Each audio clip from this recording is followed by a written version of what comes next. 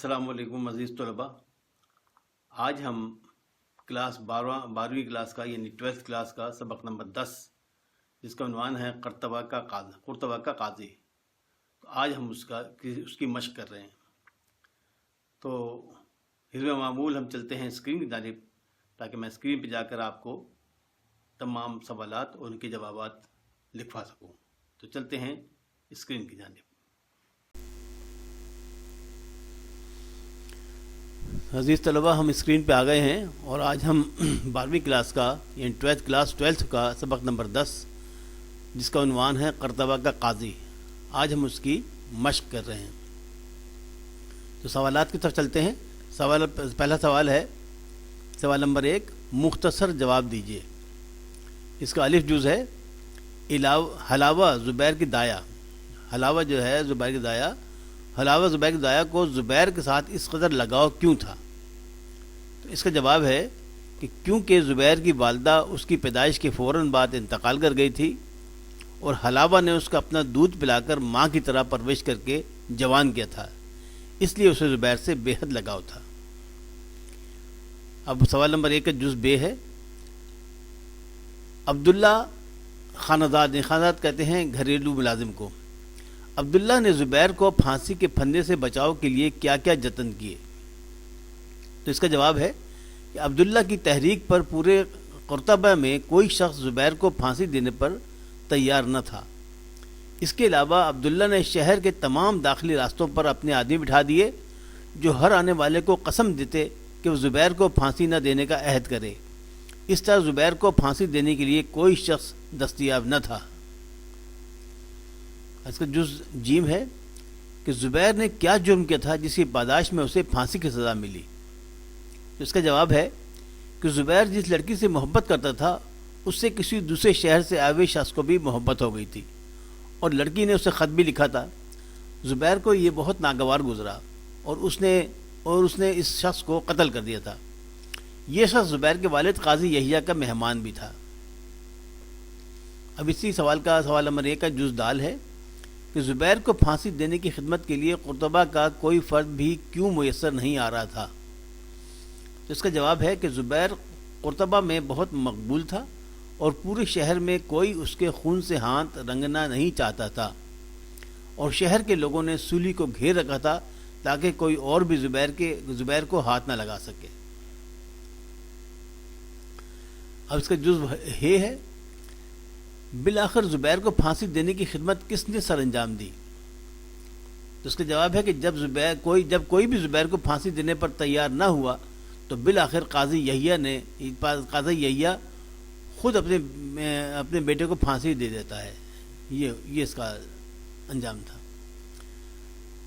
अब इसी सवाल नंबर 1 का जुज़ वाव है कि फांसी की सज़ा पर अमल दारामद के बाद काजी यानी यहिया बिन मंसूर उनका नाम था काजी साहब का, काजी यहिया बिन मंसूर ने अपने कमरे का दरवाज़ा क्यों मुकफ़ल कर लिया?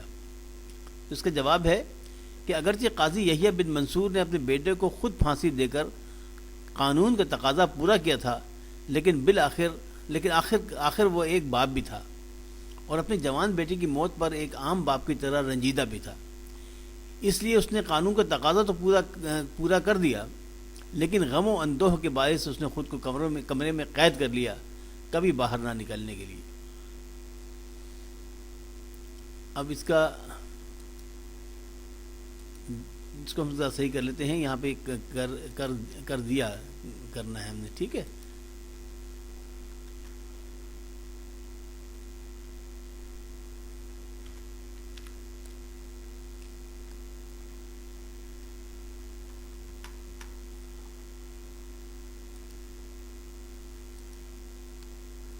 कर दिया,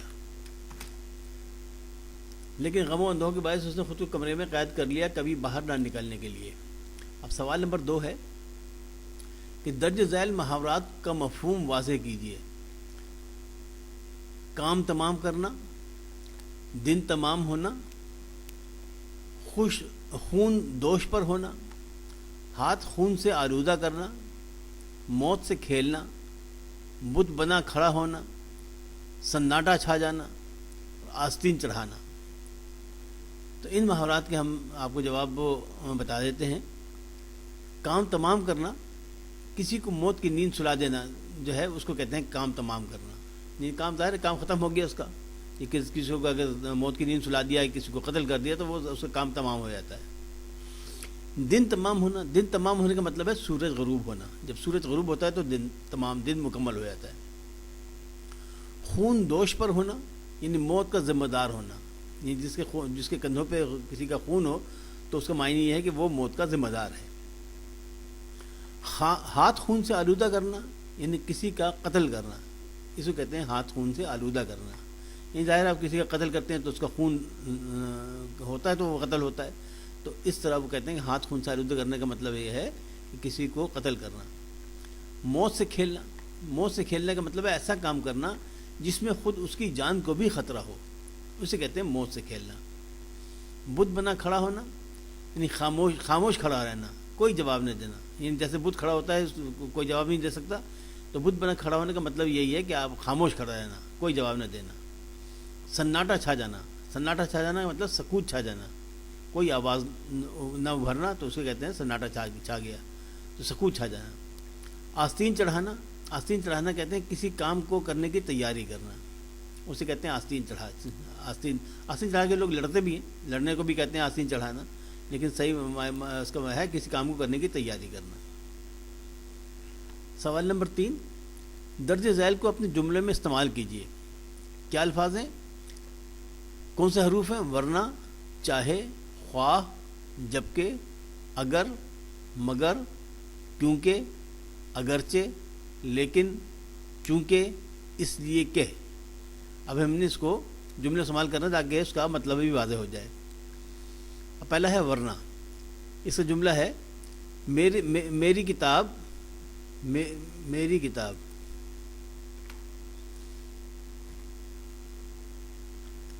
میری کتاب واپس کر دو ورنہ میں پرنسپل کو شکایت کر دوں گا.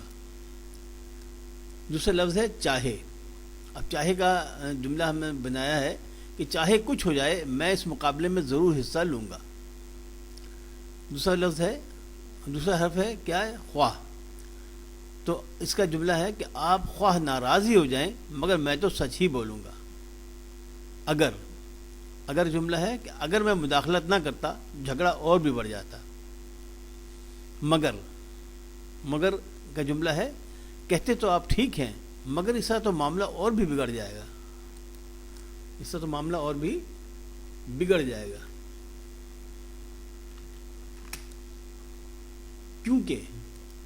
کیونکہ جملہ ہم نے اس کا جملہ بنایا ہے کہ کیونکہ یہ سیٹ معذوروں کے لیے مخصوص ہے اس لیے آپ یہاں نہیں بیٹھ سکتے. اگلا حرف ہے اگرچہ.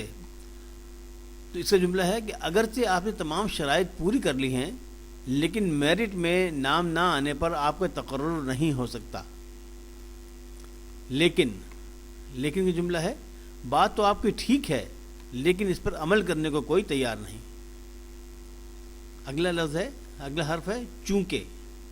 کا جملہ ہے چونکہ آپ پورا 1 گھنٹہ دیر سے آئے ہیں اس لیے آپ اب امتحان گاہ میں داخل نہیں ہو سکتے. اس لیے کہ جملہ ہے اس لیے کہ سردی بہت ہے ہمیں مری نہیں جانا چاہیے. سوال نمبر 4، اس ڈرامے کے سب سے اہم کردار کا تجزیہ کیجیے.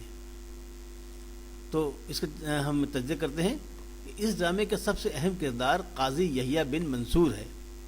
قاضی چونکہ قانون کا رکھوالا ہوتا ہے اس لیے جب اس کے اپنے بیٹے نے ایک ایسے شخص کو قتل کر دیا جو دراصل قاضی صاحب کا مہمان بھی تھا لیکن اس کو اس لڑکی سے محبت ہو گئی تھی جو قاضی صاحب کے بیٹے زبیر کو پسند تھی، لہذا زبیر نے اس رنجش کی وجہ سے اس شخص کو قتل کر دیا.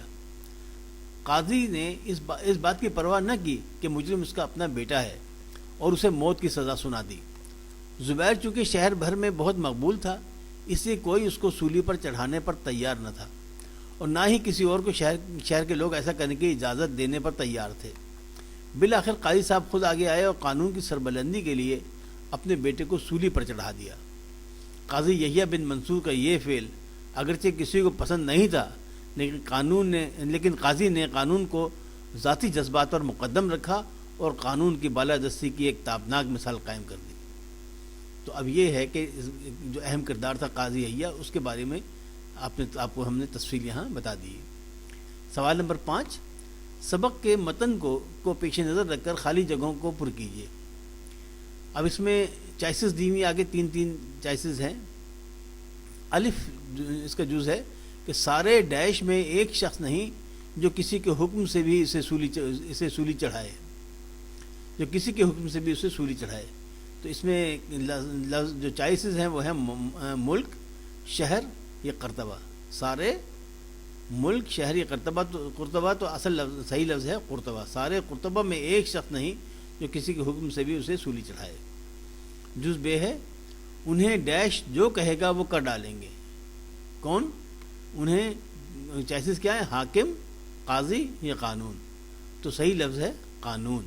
انہیں قانون جو کہے گا وہ کر ڈالیں گے۔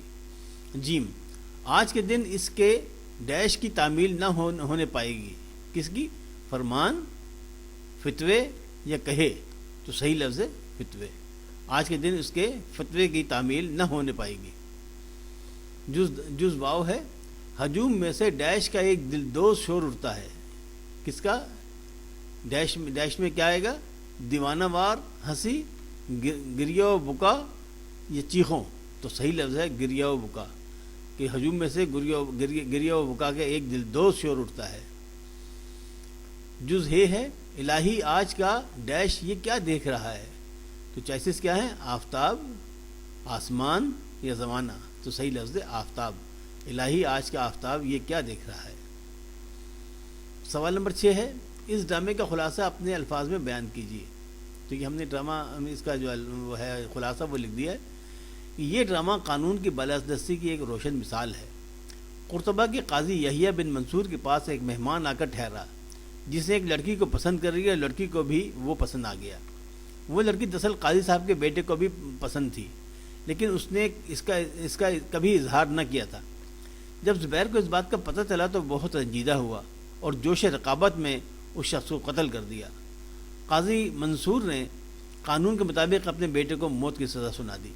چونکہ حلاوہ نے زبیر کی ماں کی موت کے بعد زبیر کو اپنے دودھ پلا کر پالا تھا، اس لیے اسے بہت غم تھا، اور عبداللہ نے جو اس گھر کا پرانا خدمتگار تھا بہت کوشش کی کہ کسی سزا کو ٹالا جا سکے، لیکن قاضی صاحب کا حکم اٹل تھا۔